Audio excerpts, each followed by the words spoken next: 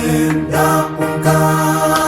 mulimbo wendila shoma agambo langu dilihi wadawa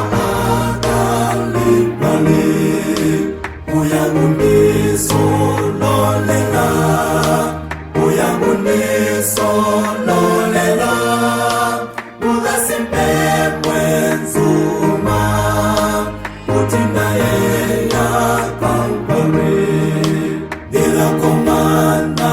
mongwani duyanda wawe wangipa